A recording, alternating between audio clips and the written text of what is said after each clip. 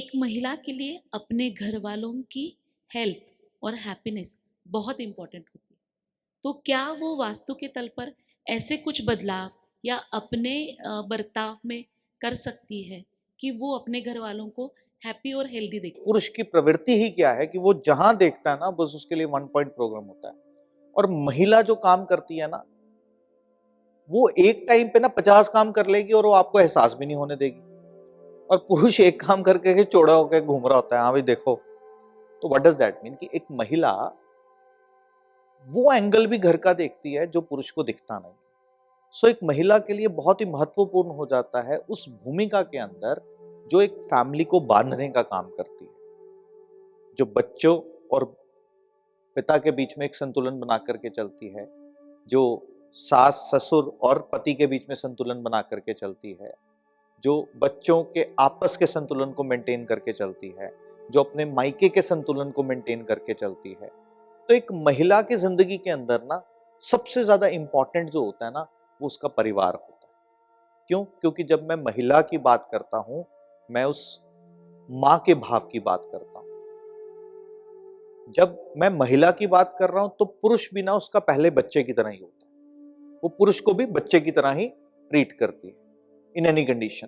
तो महिला का प्रेम जो है ना, वो माँ का प्रेम हर एक के साथ जो है वो जुड़ा होता है। तो इसके लिए एक महिला को सबसे इंपॉर्टेंट क्या होता है कि हमारे घर के अंदर सब जो है वो सेहतमंद रहें, सब स्वस्थ रहें और सब एक दूसरे के साथ अच्छे से हंस मिलकर अपना जीवन जो है वो व्यतीत करें।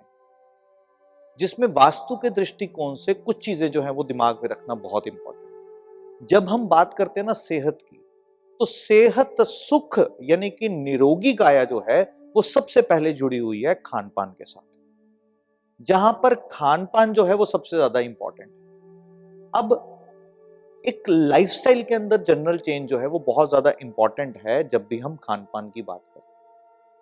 वास्तु के दृष्टिकोण से चीजें जब खान पान के आधार पर देखी जाती हैं तो एक चीज बड़ी महत्वपूर्ण है, वो है घर की रसोई यानी कि घर की किचन। घर की किचन एक ऐसा सा स्थान है जहां पर बैठ करके महिला खाना बना रही है। वही खाना जो किचन के अंदर बन रहा है गृहिणी के हाथ से, महिला के हाथ से, माँ के हाथ से, बहन के हाथ से, पत्नी के हाथ से, वो खाना अब घर वाले ग्रहण करेंगे।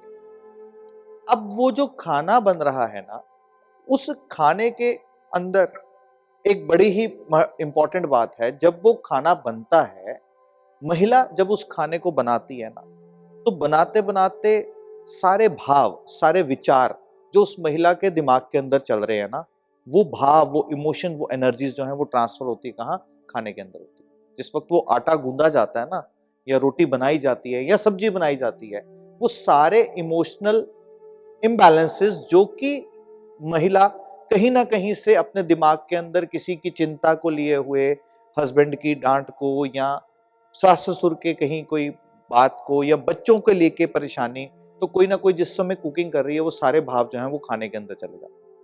और वही खाना जब घर वाले ग्रहण करते हैं तो वो खाने के पोषक तत्व जो है वो प्रोवाइड नहीं हो पा, यानी कि वो पोषक तत्व जो है वो कहीं ना कहीं लुप्त हो जाते हैं, मिसिंग हो जाते हैं। सो ये भी अब पॉसिबल नहीं है आज के इस एरा के अंदर कि महिला जो है हमेशा हैप्पी रह करके ही खाना बनाए। तो इसके लिए बड़ी जो छोटी सी उपाय, छोटा सा उपचार जो मैं हमेशा शेयर करता हूं वो ये कि जहां पर आपकी किचन है और जितनी देर आपकी किचन जो है वो ऑन है, यानी कि उस समय खाना चल रहा है, दिन के समय जब तक आपकी किचन खुली हुई है, आपकी रसोई जो है वो खुली हुई है, उस वक्त आप जिस भी धर्म से जुड़े हुए हो, आप जिस भी धर्म से जुड़े हुए हो, उस वक्त जब जब आपकी किचन खुली हुई है तो उस धर्म से जुड़ा हुआ कोई भी मंत्रोच्चारण जो है वो उस किचन के अंदर जरूर चलना चाहिए। जैसे कि हिंदू दर्शन के अंदर अगर हम बात करते हैं तो गायत्री मंत्र जो है वो किचन के अंदर तब तब जो चलना बड़ा इंपॉर्टेंट हो जाता है, क्योंकि किचन के अंदर जो सबसे पहली चीज जो होती है ना, वो पानी होता है, जल होता है। वहां पे वही जल रोटी के अंदर मिलता है और वही जल जो है आप सीधे भी ग्रहण करते हो।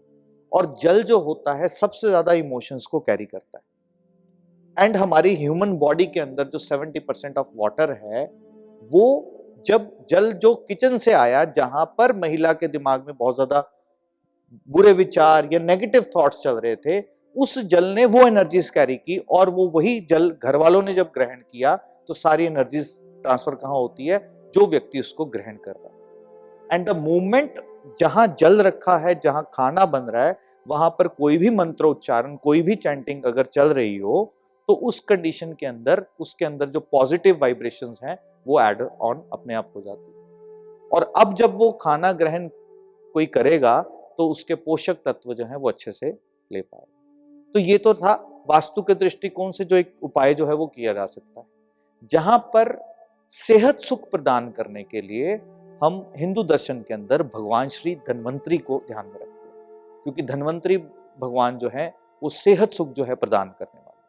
तो सेहत सुख प्रदान करने के लिए उनका एक चित्र अगर नॉर्थ ईस्ट डायरेक्शन, जो कि उत्तर और ईशान कोण यानी कि उत्तर और नॉर्थ ईस्ट के बीच में बनती हुई दिशा है, वहां भगवान श्री धन्वंतरी का अगर चित्र गोल्डन फ्रेम में लगाते हैं तो वो सेहत सुख उस घर के अंदर बना रहता है, ऐसा देखा जा सकता है। और साथ ही साथ में अगर कोई व्यक्ति घर के अंदर बीमार है, ठीक नहीं हो पा रहा, स्वस्थ नहीं हो पा रहा, तो उस कंडीशन के अंदर उस व्यक्ति का स्वयं का चित्र भी अगर यहां लगाते हैं तो भी बड़ा उचित है। और अब रही बात हैप्पीनेस की, जहां इन्होंने बोला कि एक महिला के लिए बड़ा इंपॉर्टेंट क्या है कि घर का वातावरण, घर का माहौल जो है वो बहुत अच्छा रहे। तो उस कंडीशन के अंदर परिवार का एक चित्र हंसता हुआ, मुस्कुराता हुआ, कभी होता ना एक मोमेंट, परिवार कहीं फंक्शन पे गया तो सब पूरी फैमिली ने एक हंसते हुआ चित्र जो है वो क्लिक करवाया। वो हंसता हुआ चित्र अगर ईस्ट नॉर्थ ईस्ट डायरेक्शन के अंदर अगर लगाया जाए, ईस्ट नॉर्थ ईस्ट डायरेक्शन कौन सी हो गई, जो कि पूरब और ईशान कोण के बीच में बनती हुई दिशा है, that is east north east direction. तो वहां पर जब आप परिवार का हंसता खेलता मुस्कुराता हुआ चित्र गोल्डन फ्रेम के अंदर लगाते हो तो उस परिवार के अंदर हैप्पीनेस जो है वो और ज्यादा बढ़ जाती है। हाँ, यही अगर परिवार के अंदर अंडरस्टैंडिंग में कमी है, छोटी छोटी बातों पे अगर मनमुटाव हो जाता है, तो यही चित्र जो है वो west of south west direction में, यानी कि नैऋत्य कोण और पश्चिम दिशा के बीच में, यानी कि west of south west direction के बीच में अगर आप यही फ्रेम को वहां लगा देते हो तो आप देखोगे आपसी तालमेल जो है वो सही होना शुरू हो जाए।